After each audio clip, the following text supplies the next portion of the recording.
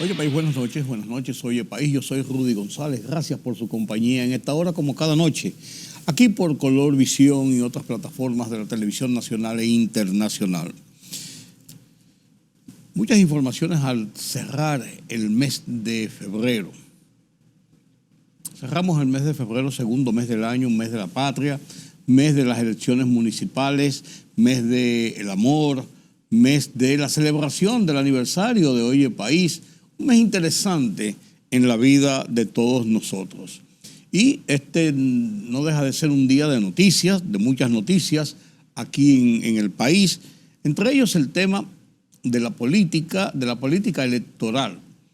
Ya comienza la guerra de las encuestas, ya comienzan a salir a propósito de haber concluido la primera fase del proceso democrático eleccionario que tuvo el 18 de febrero, domingo 18 de febrero, su primera experiencia con las votaciones para elegir a las autoridades municipales. Sabemos el resultado, las denuncias, las quejas, los dimes y diretes. Hemos vencido este tramo.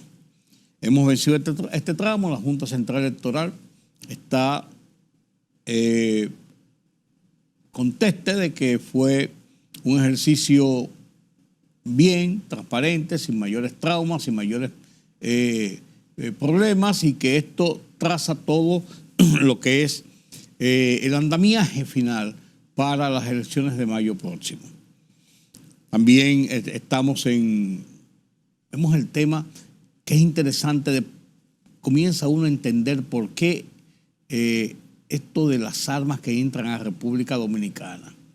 El caso de un cubano arrestado aquí, condenado en Estados Unidos, nos da una serie de detalles de este tema que vamos a ver con un poquito de calma. El tema de lo ocurrido con el caso del Nuevo Diario y el caso de Guillermo Moreno nos pone en contexto de lo que hemos venido temiendo desde hace tiempo, y es a dónde nos llevarán las redes sociales y los famosos influencers. El CARICOM presiona a Haití para que lleve un proceso que desemboque en unas elecciones, y República Dominicana pide su afianzamiento en su afiliación en ese organismo regional. Donald Trump con serios problemas para las primarias que está desarrollando. Mi columna de esta semana, Oye País, publicada en el Listín Diario, y un conversatorio con Carlos Cuello sobre la situación de la economía nacional, las cifras que se han dado, las perspectivas del año que vamos transcurriendo. Estos y otros temas en nuestra edición de hoy de Oye País, después de la pausa.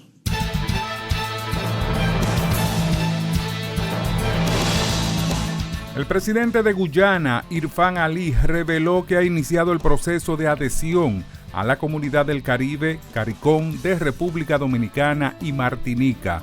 Precisó el mandatario guyanés que la Secretaría de CARICOM va a trabajar tanto con Martinica como con Dominicana para cumplir con el aspecto procedimental de las cosas, de modo que para cuando llegue julio, cuando se celebre la próxima reunión ordinaria, se aplique el mecanismo completo y lleguen las recomendaciones. El delegado de la Fuerza del Pueblo ante la Junta Central Electoral, Manuel Crespo, deploró la conducta que han venido asumiendo algunos legisladores de su partido, a quienes acusa de estar haciéndole el juego al actual gobierno de Luis Abinader. El jurista dijo que resulta indignante que mientras hay un grupo de dirigentes de la Fuerza del Pueblo jugándosela, enfrentando al gobierno, existan legisladores del mismo partido haciéndole quórum y celebrándole la fiesta a la actual administración gubernamental, a la cual califica de fraudulenta. Los expresidentes Andrés Pastrana de Colombia y Yamil Mahuad de Ecuador, integrantes de la misión de observación de la Iniciativa Democrática de España y las Américas, IDEA, en las recientes elecciones municipales de República Dominicana, consideran que en estas la participación fue tranquila, ordenada y entusiasta. En un informe divulgado en República Dominicana y firmado por Pastrana y Mawad, los observadores internacionales destacaron la organización de los comicios del pasado 18 de febrero por parte de la Junta Central Electoral, que permitió el ejercicio del voto sin mayores contratiempos.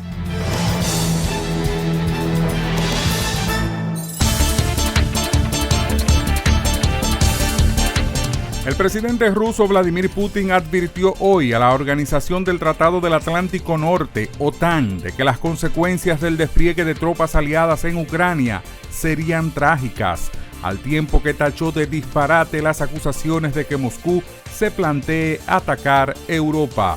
Han empezado a hablar sobre la posibilidad de enviar a Ucrania contingentes militares de la OTAN, pero recordamos la suerte de aquellos que en su momento enviaron tropas al territorio de nuestro país. Pero ahora, las consecuencias para los posibles intervencionistas serán mucho más trágicas, manifestó Putin durante el discurso sobre el estado de la nación ante ambas cámaras del Parlamento ruso. Un aparente ataque israelí contra una multitud de palestinos que esperaba recibir ayuda humanitaria en Gaza dejó decenas de muertos y heridos, según responsables hospitalarios locales. Ciudad de Gaza y el resto del norte de Gaza fueron los primeros blancos de la ofensiva israelí por aire, tierra y mar que respondía al ataque de Hamás del 7 de octubre. La zona ha sufrido una destrucción generalizada y lleva meses prácticamente aislada del resto del territorio, sin apenas entregas de ayudas. El ministro de Salud del Perú declaró de emergencia sanitaria a 20 regiones del país por el incremento de la incidencia del dengue, que ha llegado a 24.981 casos y 28 fallecidos en lo que va de año. La libertad solo reside en los estados en los que el pueblo tiene el poder absoluto. Por el respeto a los valores democráticos y la dignidad del pueblo dominicano, El Rumbo de la Tarde, plural, objetivo, comprometido siempre con la verdad. Con Georgie Rodríguez, Rudy González y Ramón Colombo. Los poderosos ya están en el aire.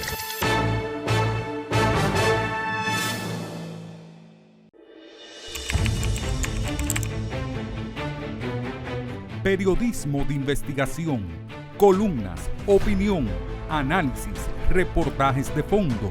Hora por hora, una completa plataforma multimedia. Periodismo con valor. Noticias horaporhora.com.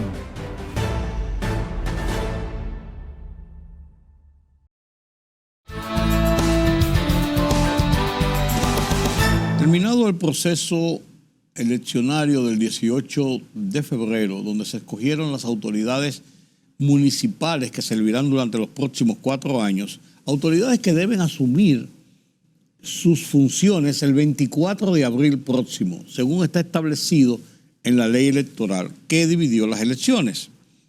Bueno, pues después de esto ha pasado la semana, el dime y direte de las denuncias, de que si fue así, de que si fue asado. La Junta ya definió el resultado de las elecciones y está muy claramente establecido. Y ahora vino el discurso del presidente Luis Abinader el martes ante las cámaras conjuntas y después entonces ahí mismo se vence el plazo. O sea, este 28 se venció el plazo entonces de entregar las alianzas a la Junta Central Electoral. Ya ustedes vieron, el PRM inscribió sus alianzas con su grupo de partidos que le siguen.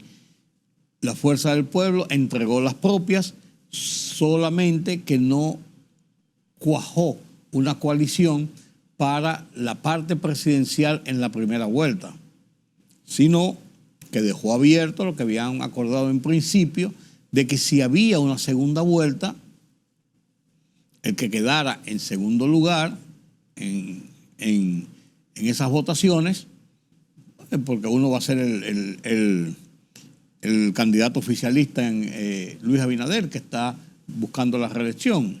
Si llegaran a una segunda vuelta, el que quedara para disputar se recibiría el apoyo de los demás. Esto tronchó la posibilidad de grupos dentro de los partidos que estaban tratando de lograr una unificación de criterios para ir con un candidato propio, único, el 19 de mayo, en la primera vuelta. El PLD entiende que tiene mayoría de votos acumulados, aunque un candidato muy por debajo del de la Fuerza del Pueblo, que no tiene la cantidad de votos como partido, lo demostró en lo que obtuvo en las elecciones. Sin embargo, tiene un candidato mucho más potable, mucho más aceptable, que es Leonel Fernández, que el PLD. Eso no llegó a cuajar en un acuerdo racional y decidieron ir cada uno por su lado.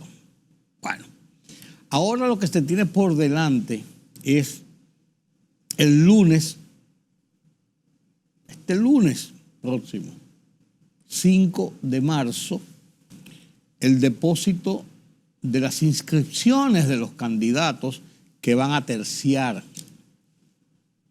en la justa del 19 de mayo. Ya están establecidos que hay 9 candidatos,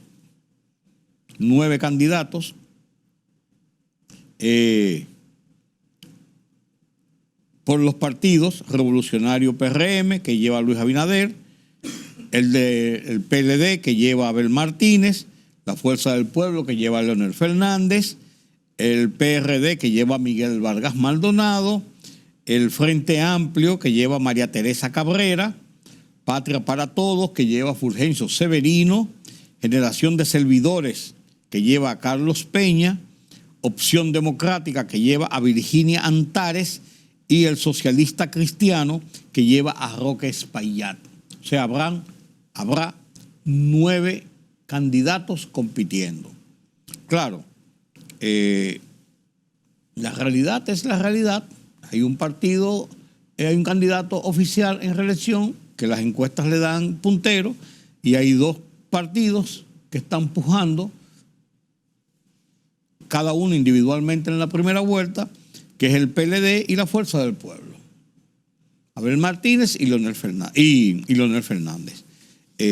Las encuestas han comenzado a fluir desde que pasó el tema de las municipales, y mantienen un perfil similar. Una ventaja sostenida del candidato oficial, del partido oficial, Luis Abinader, por encima del 50% más un voto necesarios para ganar en primera vuelta, seguido en forma de candidato por Leonel Fernández y después por Abel Martínez. La última encuesta de RCC Media, difundida este jueves, establece un 52% le da directamente a Luis Abinader en primera vuelta. Cuando lo comparan uno frente a otro, en la eventualidad de una segunda vuelta, se dispara hasta el 58 y 60%. Si Luis Abinader repite, el 52% justamente que obtuvo en las elecciones del 2020, estaría ganando la reelección fácil.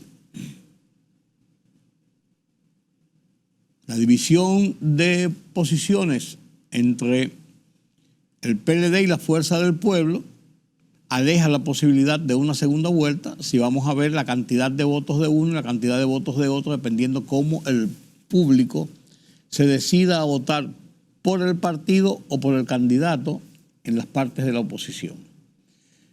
Pero en esta fórmula no parece tener posibilidades de alcanzar la mitad de los votos para forzar una segunda vuelta. El PRM en las elecciones municipales como partido obtuvo un 47 punto algo por ciento, similar al 48% redondeado que obtuvo en las elecciones del 2020.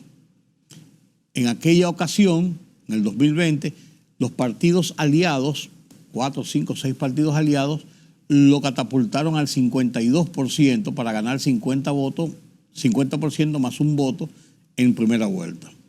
Ahora tiene una franja de 22 partidos que cuando se sumó lo que obtuvieron esos partidos con los del PRM en las municipales llegó a 58%.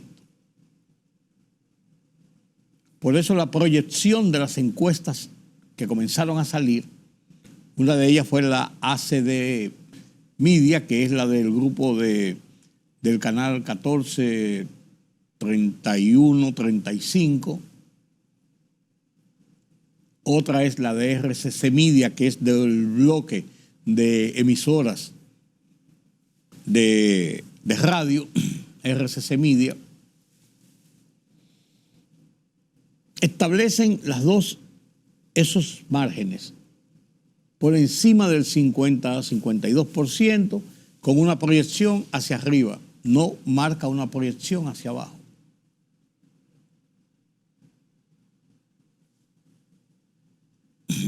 Al momento, algo que podría ser interesante es a quiénes van a escoger como candidatos a vicepresidente, tanto Abel Martínez como Leonel Fernández como Miguel Vargas Maldonado. Los cuatro, porque ya el partido de gobierno, el PRM, anunció que Luis Abinader continuaría, ya es oficial, con doña Raquel Peña, que es la vicepresidente que forma el binomio junto con Luis Abinader para este cuatrienio 2020-2024. Esto se ha mantenido muy sin anunciarse, ni siquiera indicando quiénes podrían ser, porque estaba abierta la posibilidad de cuajar un acuerdo entre la Fuerza del Pueblo y el PLD para ir en primera vuelta unidos. Y por tanto no se habían anunciado quiénes serían los eventuales candidatos a la vicepresidencia. Eso deberá, el lunes, deberá quedar determinado oficialmente. Hay muchas versiones. Hay muchas versiones de que si fulanito, de que Perencejo, de que debía ser, de que a mí me gustaría, pero no hay nada oficial en ese sentido hasta este momento. La Fuerza Nacional Progresista dio un cambio extraño. La Fuerza Nacional Progresista había anunciado su apoyo dentro del grupo de partidos que van unidos al PRM en el proceso electoral. Ahora esta semana anunciaron que ellos no van a apoyar, no van a ir aliados en la parte presidencial con el PRM y la candidatura de Luis Abinader, que sí van a ir aliados en posiciones congresuales, senadores y diputados. No explican la razón, simplemente pues un derecho que tienen, pero extrañó que después que ellos hicieron causa común, de buenas a primeras, no que rompieran el acuerdo, pero que se separaran de una parte de ese acuerdo. Eso quedó así en el aire. Quedó así en el aire. No se han dado mayores detalles en ese sentido. Y no cabe dudas de que viene una discusión interesante sobre cómo manejar el tema de las acciones de gobierno, que la ley consigna que en los 60 días antes no puede haber ninguna inauguración oficial. Pues eso no significa que el gobierno se paraliza, significa que el presidente de la República, los funcionarios del gobierno, el gobierno porque tiene una estructura política detrás de ello y además está en reelección, el gobierno no debe hacer ninguna inauguración, ningún funcionario público debe estar en inauguraciones porque esto tiene un componente, claro, tiene un componente político-electoral, de propaganda, aunque no se mencione la palabra elecciones o votaciones o apoyo, tiene un componente. Entonces, el legislador en la ley electoral y la ley de partidos estableció claramente esa prohibición para evitar que los demás partidos entiendan, sientan que van en desventaja porque un presidente todos los días inaugurando cosas son las portadas de los periódicos y lógicamente eso es una propaganda y una promoción. Eso es así, eso es así.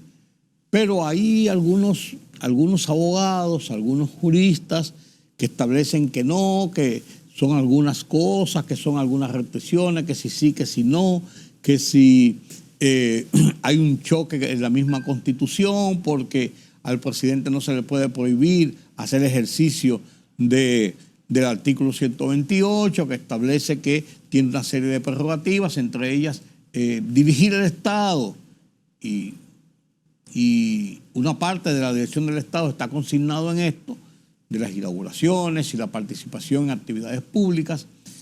Eso habrá que verlo. Yo soy de opinión personalmente, en que es una buena medida que el gobierno, que el funcionariato, encabezado incluso por el propio presidente, esté fuera de acciones públicas apoyado en la acción del Estado, en la acción de gobierno.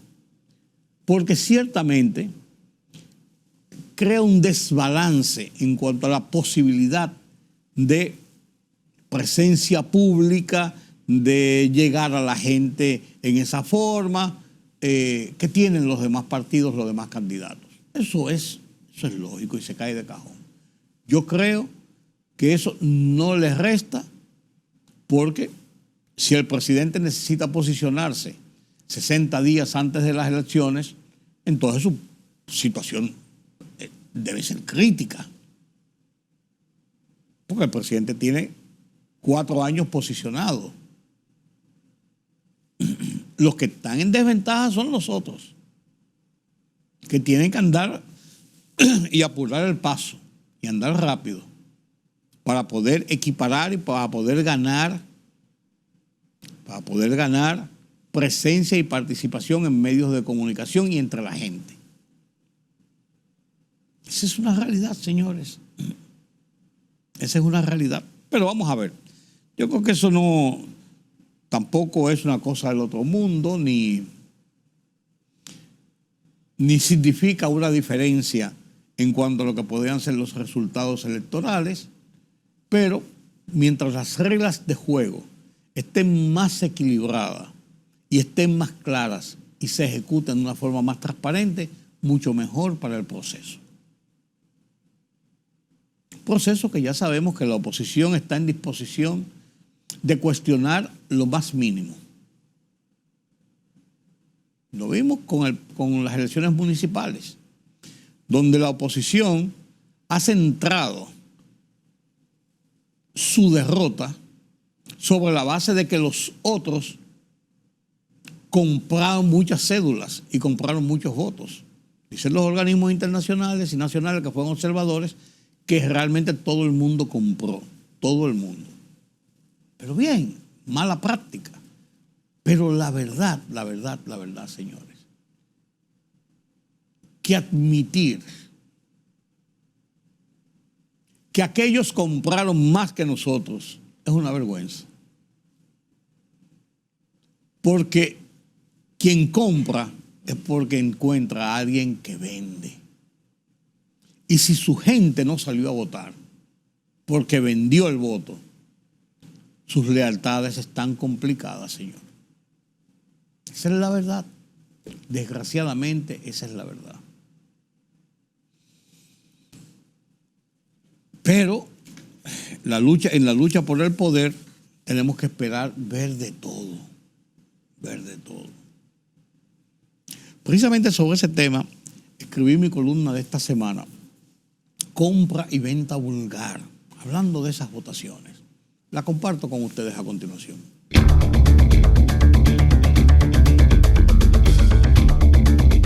Si fue mucho o poco, no importa. Si fue tal o cual, o todos, no importa.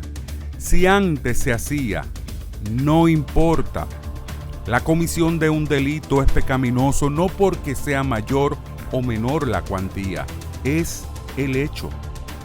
Lo pasado debe ser un marco de referencia, nunca razón para justificar lo ilegal, lo mal hecho hoy. Me refiero a las denuncias de compras de cédulas, entre otras bellaquerías que los organismos de observadores nacionales e internacionales registraron bajo la responsabilidad de los principales actores que compitieron en las elecciones del 18 de febrero. Una penosa práctica que se ha popularizado al extremo que hay grupos que se exponen en las inmediaciones de colegios electorales, listos a venderse a los compradores de cédulas y o compravotos, que pagan alrededor de 1,000 pesos y par de yumbos. Porque si hay quien compra la cédula o el voto, es porque hay quien lo oferta, quien lo vende. Peor aún, los observadores denunciantes le dan de lado al significado de la práctica para el proceso democrático, justificando que no representó ningún cambio en el resultado final de las votaciones. Justificar este hecho como una característica de las elecciones nacionales es una barbaridad, una desfachatez en la que todos participan y no niegan. El oficialismo calla, regocijado por el triunfo, mientras la oposición llora su derrota, aduciendo que la compra de cédulas y votos les perjudicó cuantitativa y porcentualmente. La Junta Central Electoral se ha limitado a informar que tomará medidas. Penoso escenario y panorama hacia mayo. Si eso ocurrió en las municipales, es válido preguntarse, ¿qué esperar entonces en las presidenciales congresuales? Durante mucho tiempo hemos estado hablando, aquí en República Dominicana, de que si era verdad que en esos tanques de comida y en esas cajas que mandan dominicanos residentes en el exterior para su familia aquí, que eso es una práctica que alivia, pero sustancialmente, la situación económica de muchas familias mes por mes. Son cientos de cajas, miles de cajas que llegan mensualmente desde Estados Unidos, principalmente de Nueva York, Miami, Boston, de toda esa franja del este de los Estados Unidos, que llegan porque son precios muy módicos, $100, y ahí usted echa en una caja de tamaño todo lo que usted quiera y va de puerta a puerta. Lo van a buscar a la puerta de la persona que lo va llenando ahí durante todo un mes y vienen y se lo traen a la puerta de su casa. Pero comenzaron a aparecer armas desarmadas, para que no se viera que era una pistola, que era un fusil, pero comenzaron a ver incluso armas de guerra, fusiles, hasta con miras telescópicas, fusiles automáticos, y uno decía, ¿pero para qué? Después se ha hablado de que desde República Dominicana entran armas a Haití. Parece que se invirtió en los papeles, porque antes entraban armas de Haití para República Dominicana, pistolas y cosas para venderlas, y eran muy codiciadas porque los precios eran un poquito más baratos de lo que usted iba a una armería a comprarla, y usted simplemente andaba con ella ilegal o buscaba una forma de legalizarla. Todo se hacía. Pero una investigación de las autoridades norteamericanas, junto con autoridades dominicanas, determinó que había una banda de norteamericanos y cubanos que compraban armas, la metían en tanques de esos, en cajas y tanques de esos, y lo mandaban a República Dominicana. Una banda para negociar con esas armas. El destino final de las armas es lo que todavía no está claro. Un informe del Departamento de Estado ayer de la Embajada de los Estados Unidos informa que en Miami le cantaron 57 meses de prisión. Esos son 0 mata 0, 5 años y 7 meses. A un norteamericano llamado Solis Rodríguez. Eliezer Solis Rodríguez, de 51 años de edad, que vivía en Pompano Beach. Pompano Beach es un sitio muy bonito, es una marina prácticamente. Las casas están ahí a la orilla del lago. Le metieron 57 meses de prisión a cargo de un juez federal por contrabando de armas de fuego de Estados Unidos hacia República Dominicana. Era una banda que la componían John Thomas Neal, Saint Super South y William Idilli, todos ellos de nacionalidad norteamericana. Y el cubano tenía nacionalidad norteamericana también. ¿A dónde van esas armas? ¿Qué tan buen negocio es traer armas a República Dominicana? Usted me dirá, bueno, la importación de armas está prohibido, y como la importación de armas está prohibido, eso hace muy bien valorado cualquier arma que se vende en el mercado negro. Pues las armerías están abiertas. Yo no sé cuál es la prohibición que hay. Todo el mundo anda aquí con un arma. Y los tigres en la calle matan policías y matan soldados, como el caso del 27 de febrero, que mataron a un teniente del ejército, de la Armada, para quitarle la pistola. Y hace como 2 semanas mataron a un capitán también para quitarle el arma. Para con esa salir a hacer atracos a la calle. Entonces, fusiles. Aquí esos delincuentes que andan en la calle, que andan con pistolas y con revólver, que les roban a las propias autoridades, que se meten en una casa y les roban y se la llevan. Fusiles. Para llevarlos a Haití, esa parte yo no la creo todavía. Pero preocupa ese tráfico de armas y de armas pesadas. Hay una investigación de las autoridades norteamericanas, una investigación federal, ya desmontaron esta banda, agarraron al tipo aquí, lo mandaron para Estados Unidos y le metieron, ya le dije, 57 meses de prisión, que hasta poco me los hallo, como dicen en la calle.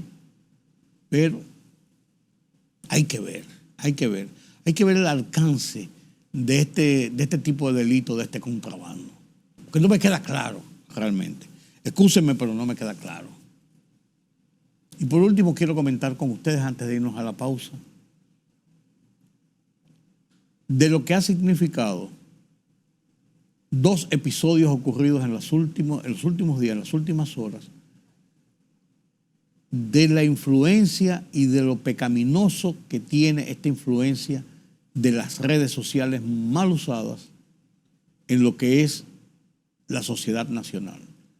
El caso del Nuevo Diario, del simulacro de un asalto ideado por Yosel Hernández, que es un joven cineasta, entusiasta, fingieron un asalto a una unidad del Nuevo Diario, una unidad móvil del Nuevo Diario, que estaba por Cristo Rey haciendo unos trabajos de transmisión en vivo. Fingieron un asalto para en vivo tener esto como un punto de referencia para una presentación de un documental sobre aquel asalto que hubo en el Banco del Progreso de República Dominicana hace varios años ya. Eso pudo degenerar en una desgracia y eso fue una cosa totalmente irresponsable. Lo reconoció este joven, quien hizo una conferencia de prensa, pidió excusas y dijo que se había equivocado, que pensó que era un asunto para propaganda, pero que no midió las consecuencias. Pero peor aún, tuvo que pasar el trago amargo el amigo Percio Maldonado y su periódico Nuevo Diario, porque era el responsable de esto. Ellos no sabían nada, los usaron para esto y él escribió un editorial en su periódico, en la portada, publicó una información dando mucho explicaciones y pidiendo muchas excusas a la sociedad y diciendo incluso que esto no volverá a pasar jamás en su periódico o desde su periódico. Percio Maldonado es un hombre serio, un hombre honesto, un hombre trabajador y es un mal momento. Y el segundo mal momento lo acaba de pasar Guillermo Moreno. Yo tengo mis diferencias en cuanto al tema político y la candidatura de Guillermo Moreno, que he estrenado públicamente, pero no creo que sea una persona que se preste a esto y tuvo que pedir excusa y pedir perdón, y lo dijo. Un grupo de sus seguidores, él dirigió un mensaje con motivo de la independencia nacional.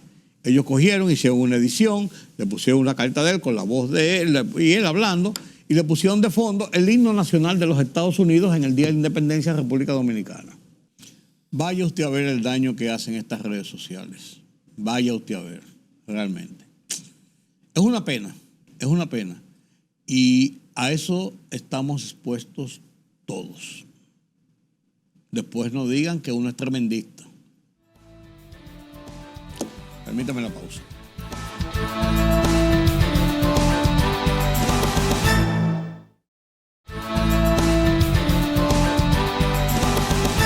Qué bueno que continúan con nosotros aquí en Oye País, tiempo de la economía. El discurso presidencial del 27 de febrero siempre está en un marco de yo diría que hasta un 70% y hasta más, en el entorno del desarrollo de la economía en el país, construcciones, obras, la situación social que tiene que ver con una influencia de la economía principalmente. Y los presidentes tradicionalmente hacen un desglose de lo que ha sido en las diferentes áreas de su administración su ejercicio económico del año anterior y qué piensan hacer en el curso de este año. Y se hablaron de varios tópicos. Se habló de la situación macroeconómica, de lo de las sedes, de lo de la energía, y todo esto ha sido motivo de críticas de los otros, pero de lo que es la realidad de un país. Entrar en detalles con Carlos Cuello, yo creo que ya el tema ha sido bastante dilucidado, pero no sé si Carlos Cuello quiere hacer alguna visión general de esto para que entremos en materia con los puntos específicos de la agenda de esta semana sobre la economía nacional. Buenas noches, Carlos. Buenas noches, don Rudy. Efectivamente, el discurso me llegó una versión impresa y tenía más de 50 páginas. 56 páginas, justamente. 56 páginas. Sí. Yo te lo envié. Pero parece que faltaron muchas cosas porque dicen que no llenó las expectativas, que no se dijo tal o cual. O sea, ¿tú te acuerdas lo que decía nuestro amigo Orlando Gil? Sí, hay que hacer 10 millones de discursos para que cada uno lo ajuste al que quiera. Sí. ¿De qué está el de Carlos Cuello? Es el de Rudy González. Fíjate que el discurso tenía una peculiaridad. Primero, ya son los 3 años del presidente. Es el último discurso que él pronunciaría en esta gestión, ante la Asamblea, ¿no? Sí. Y entonces él aprovechó y además de rendir cuenta, pues hizo una medición, ¿no? Un acumulativo de los 3 años. Lo que es lógico. Además está en una situación de reelección. Y como es natural, con todo y que fue un periodo, o ha sido un periodo muy accidentado porque le tocó asumir en medio de una pandemia, ¿no?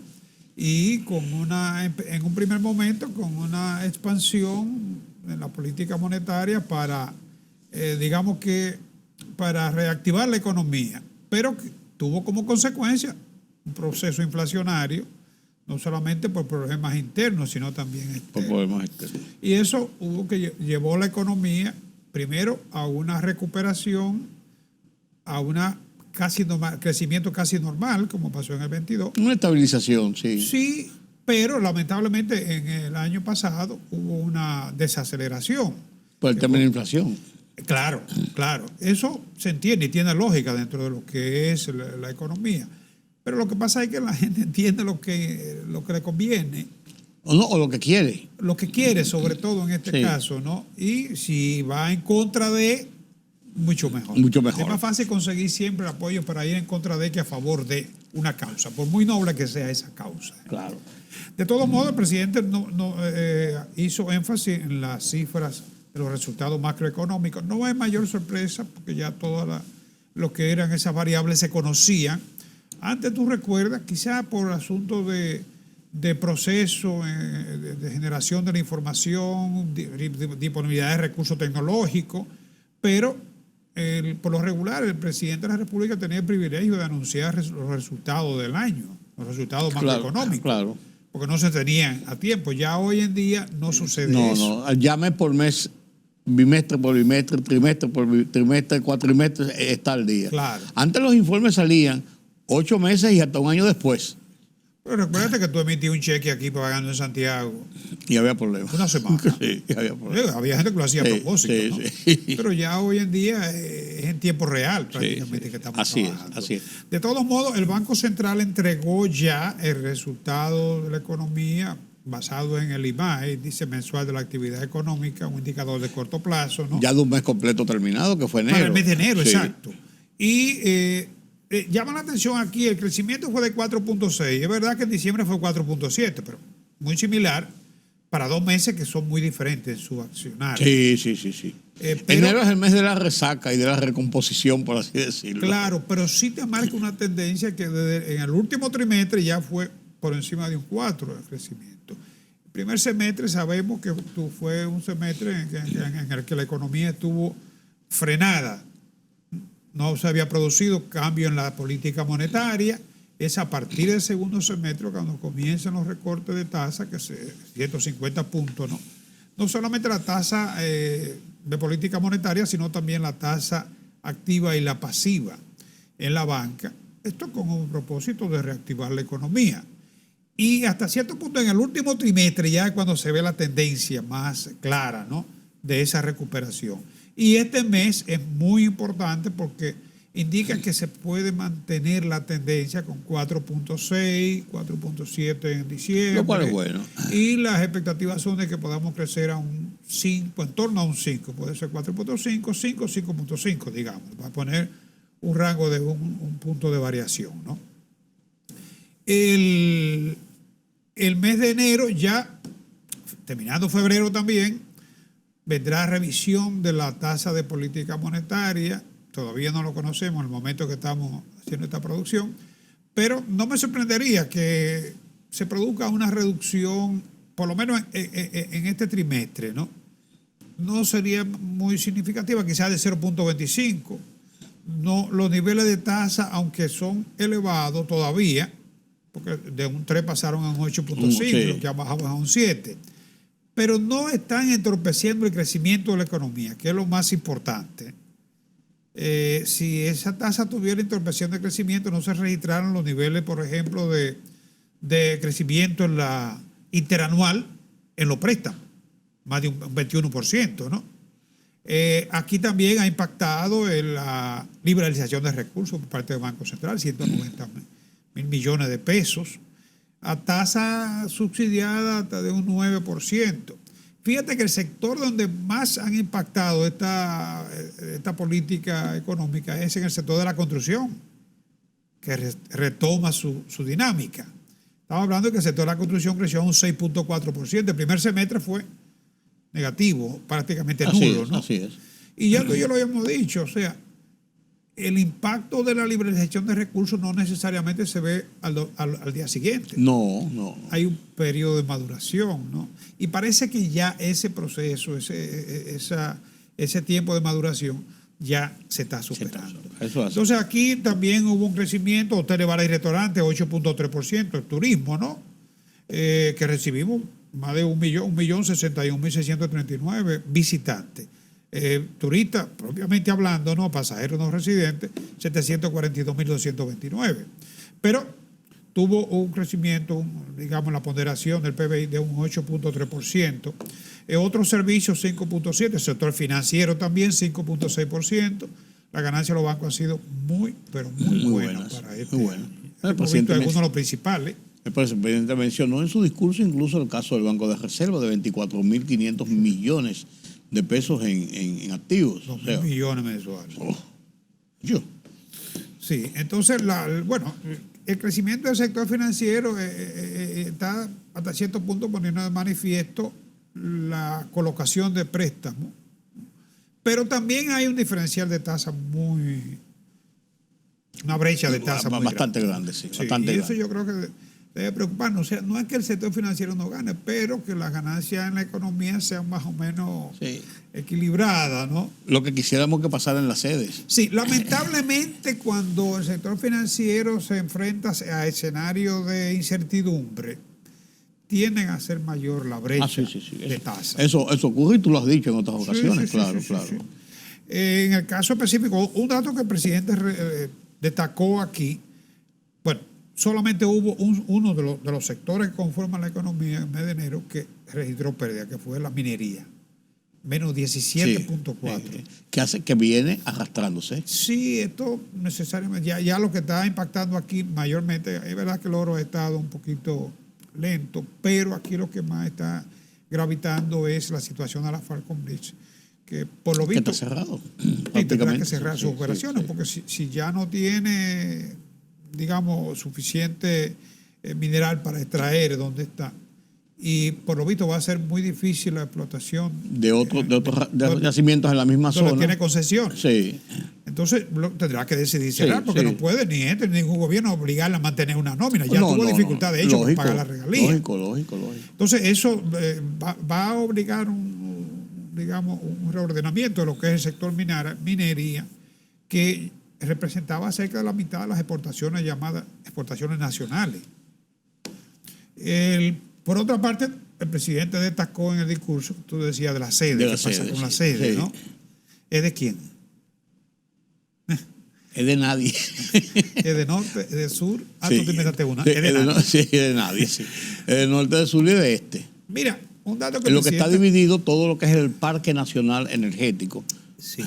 Bueno, la otra parte, las sedes son distribuidoras. Sí, para distribución. Claro. Exacto. El presidente se resaltó en su discurso que tres empresas estatales generaron utilidades por $696 millones. Muy buen rendimiento, ¿no? En este caso, todo el mundo sabe, refinería, Banco de Reserva, como tú mencionabas. Y Punta Catalina. Y la planta Punta Catalina, que está siendo administrada por un fideicomiso. O sea, no está gravitando ahí lo que es el clientelismo político. Aparte que es una planta relativamente nueva. Sí. Y bueno, sin embargo, llama la atención el hecho de que mientras esas tres empresas generan estas utilidades, las sedes se lo tragan. Se lo tragan porque estamos hablando de más de $1.000 millones. El año pasado fueron, creo que alrededor de 1.500 millones de dólares. Claro. Y este año va por los 1.200, un poquito menos porque el petróleo bajó. Eso, obviamente, que representa más de la mitad de lo que son los subsidios. La transferencia que hace el gobierno. Se van a las sedes. Como están estructuradas ahora mismo, donde tú pierdes alrededor de un 36%, la más eficiente, que el promedio de la pérdida es mucho mayor, claro. ¿no? Y hay una que pierde casi el 50%, la más ineficiente. Que de este. Exacto. Eso es insostenible, porque además, si tú te pones a analizar con una lupa el endeudamiento del país, son muchos los préstamos que se han tomado para ese barril sin fondo. Claro. Entonces yo creo que se ha hablado de que hay resoluciones, pero como que no llegan, ¿no? No llegan las soluciones para corregir esa situación. Porque es que tú estás comprando una cantidad que cuando la factura, hay facturación por debajo y cobro ni se diga. Sí. Y pérdida de transmisión. Sí. También. La pérdida no se han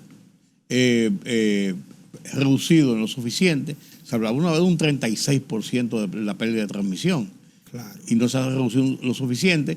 La evasión, claro, el robo de energía. También. Y además de eso, la energía que se regala para mantener una tranquilidad social, que entonces se ha convertido en una energía que en vez de ser bien utilizada, es derrochada. Claro. Pero también tú sabes que cuando hay variación en los costos de generación, para evitar mayor impacto sobre la inflación, Sí. ahí viene también el subsidio. El subsidio, claro, se asume ese costo. Claro. Que se había prácticamente anunciado unas vías de solución en ese sentido, aplicando la ley del pacto eléctrico, que cada 3 meses iban a haber unos incrementos, unos ajustes en la tarifa. Pues tuvo de ser algo abortado por el mismo tema social, por la presión social. Claro.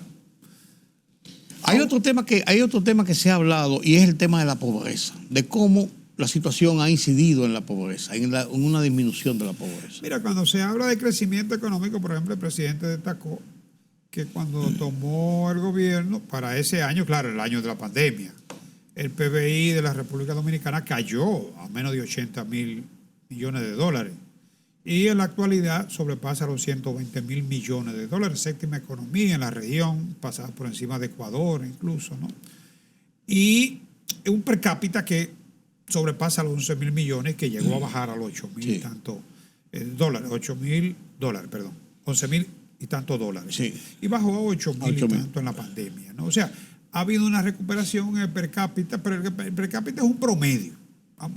Es un punto de referencia. Sí, porque es una media, ¿no? Sí. Bajo el supuesto de que hay una distribución equitativa, ¿no? Eso, pero como promedio, yo siempre he dicho, es muy criticado, tiene mucha deficiencia como indicador macroeconómico. Sin embargo, en los países ricos el per cápita es alto. Donde el per cápita es alto, hay más oportunidades, porque donde hay riqueza hay oportunidades. Sí, claro, ¿no? claro, eso es así. Entonces, el presidente destacó esa recuperación de la economía, y el ministro de Economía también presentó en el transcurso de esta semana datos de que la pobreza en República Dominicana bajó 4%. 4 puntos, sí. 4 puntos, o sea, 23 y tanto, ¿no? La media en América Latina está en 29 todavía, ¿eh? Se disparó después de la pandemia. Y llegó un momento en que estaba por 40. Sí. Bueno, hay países que tienen más de 40. Sí, de los promedios andaban por 40. Sí. Terrible. Sí, entonces esos son indicios de que la economía dominicana se ha recuperado. No hay lugar a duda, ¿no? Bueno, en este caso, 4% menos, los programas sociales han incidido, sobre todo en la pobreza extrema. Lógico. Y cuando digo programas sociales, aquí incluyen también lo que son el apoyo a la educación, supérate, porque si al pago de energía, y a todos los programas especiales en cada caso. ¿Cómo puede un estudiante tener buen rendimiento si no está bien alimentado? No iba a la escuela antes porque no tenía ni siquiera la ropa, los libros. O sea, y ni siquiera transporte, y ahora tienen transporte. O sea, hay cosas añadidas. Claro. Lo deseable sería que se obtengan mayores ingresos con una reforma para poder apoyar esos programas y que no dependan del recorte al gasto de inversión y de los préstamos. Eso debe ser lo lógico. Claro. Eso es lo que es de esperarse. Bueno. En el caso de la energía hay un match con los paneles. Sí. Porque hubo un informe de una empresa hablando sobre la incidencia de los paneles en la economía nacional en 2 vertientes. Primero, lo que se dijo que eso mermaba a los ingresos de las sedes, por un lado, pero también por otro lado, por siendo un negocio, los incentivos que se daban. Entonces, parece que hubo mucha mala interpretación, no estuvo bien claro las explicaciones, y esto ha provocado, porque he visto de parte y parte dando explicaciones sobre el tema. Mira, siempre los incentivos deben ser revisados, porque aquí nosotros tenemos la experiencia de que se conceden unos incentivos con un propósito y se dejan eternamente. Al final se naturaliza. Sí. Tú recuerdas, porque tú fuiste editor toda tu vida, ¿no? O todavía sigue siéndolo, ¿no? Cuando se dio la concesión para que los periódicos trajeran su papel. Lógico. La mayor parte del papel que se usaba en este país, o la misma convertidora que habían en Herrera, se traía el papel supuestamente para fines industriales. Claro. Y se vendía como, en este caso, era una materia prima que también se usa como bien final. Sí, sí. Entonces, siempre yo creo que los incentivos deben ser revisados. Eso no tiene nada de particular. Surgen siempre algunas que otras irregularidades. Ahora, de lo que se trata es que un ex director de impuestos internos, consultor, destaca que se deja de recibir unos 89, casi 90 millones de dólares por concepto de exoneración, de exenciones. Exenciones fiscales, sí. Esto, según dicen las asociaciones, todas las asociaciones que integran el grupo, esa interpretación no es adecuada, aunque las EDE dicen que por concepto de la energía que ellos reciben, la inversa, le están pagando a precio de mercado. Porque si tú pagabas 5,000 pesos y ahora pagas 4 y manda al sistema, lo que te están es acreditando al mismo precio de venta. Claro. Eso para una generación que todavía es marginal. Sí, y es muy poca. Yo creo que no tiene la incidencia. No pero es. Además de lo que se trata de una energía limpia. ¿Se puede lamentar el gobierno de que recibe menos dinero porque la gente ha dejado de fumar? Por ejemplo. Sí. Pues si tuviera una campaña para que la gente fume, el Estado va a recibir mucho más ingresos. Claro. Porque tú sabes que son bastante altos. Claro. En este caso yo creo que hay similitudes porque al ser una energía limpia y la importación de combustible, de alguna manera, claro, tenía que la contaminación. Nosotros tenemos la ventaja de que en el trópico tenemos todo el tiempo sol. No, y la contaminación, porque cada vez que se va la luz y te meten una planta, es la contaminación. Ese otro, lo que llamamos nosotros las externalidades negativas. Claro, contaminación en ruido, contaminación en smog, en todo. Claro. O sea, hay que verlo todo dentro de un paquete, Carlos. Pero además de la importación de combustible, el autoconsumo. A ti te pueden prohibir que tú generes tu energía, siempre y cuando tú no dañes el medio ambiente. Claro. Al contrario, está favoreciendo a evitar más daño al medio ambiente. Claro, porque antes, por ejemplo, tú cocinabas con leña. No te podían prohibir que tú usaras leña porque había disponibilidad. Ahora es todo lo contrario, ¿no? Tú tienes que usar el gas necesariamente y el gobierno lo subsidia porque para evitar justamente la deforestación. Claro.